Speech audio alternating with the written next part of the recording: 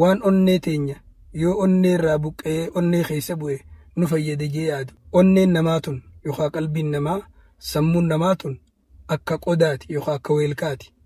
Akka haasa namni waatti dhuguuti. Yoo waan faayidaa qabutti guutte waan faayidaa hin qabneef bakka dhabdi. Yoo waan faayidaa hin qabnetti guutte waan faayidaa qabuuf bakka dhabdii jaan. Yeroo takka keessatti weelkaa tokkotti haasa tokkotti dammaa fi khal waliin guutuu hin dandeessu. Yoo dammatti guutte khaliif bakka dhaba. Yoo khalitti guutte dammaaf bakka dhabaa jaan. Akkana jechuun wanni waan kana fakkeessaniif qalbii namaa keessatti ifa iimaanaatii fi dukkanti macasiyaadhaa walitti qabamuu hin danda'u jechuudha. Qalbii tee takkaa iimaana, qur'aana, jaalala rabbii rasuul, ilmii faayidaa qabdu, zikrii rabbii, hujii gaggaarii itti guutta.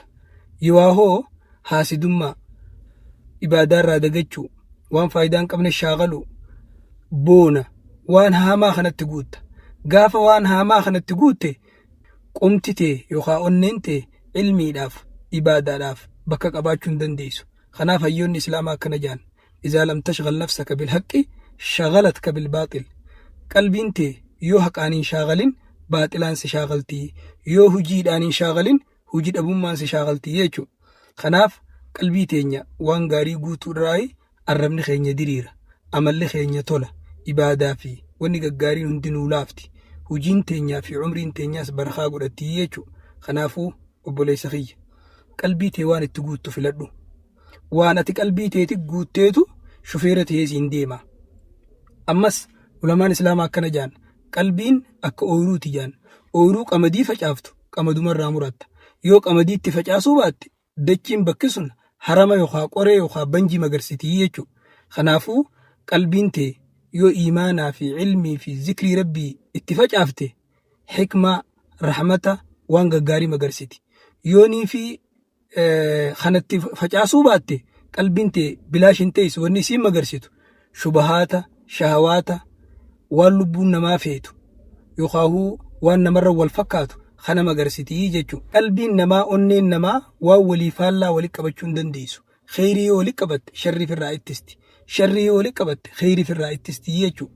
Rabbiin quraana isaa keessatti akkana jaa. Barraana calaa quluubihim maa kaanuu yaksibuun. Wanni waan gaarii irraa isaan agooge qalbii isaanii wanni agooge waan isaan hojjetantu qalbii isaanii agoogee jaa. Badiilee isaan hojjetantu qalbii isaanii agoogee akka kheyriin qeeballe godhee jaa. Kanaaf bakki namni tolchuudhatti akkaan yaadda'uu qabu qalbii isaati. Gaafa ati qalbii tee qur'aana, iimaana, zikrii, ilmii waan faayidaa qabu guutte qalbiin tee tapha waan lubbuun namaa feetu waan faayidaa hin qabne firraa ittisti. Nabiin keenyas alayhi salaatu wassalaam hadiisa sahih keessatti akkana jaa. Alaa wa inna fil jasadi mudgha izaa salahat salaha al jasadu kulluh wa izaa fasadat fasada al jasadu kulluh. Alaa haloo na dhagayaa jaa. Qaama namaa kana keessa waan hanga shiilchoo foonii takkaa jira. Tayoo isiin tolte qaamni hundi tolu. Tayoo isiin badde qaamni hundi badu. Wanni sun qalbiidhaa, onnee namaatii jaa jechuudha. Namni aqlii qabu hayyuun qalbii isaati eega. Qalbii isaa akka mana isaa eeggatutti eega. Akka wanni hin taane mana isaa hin seenne.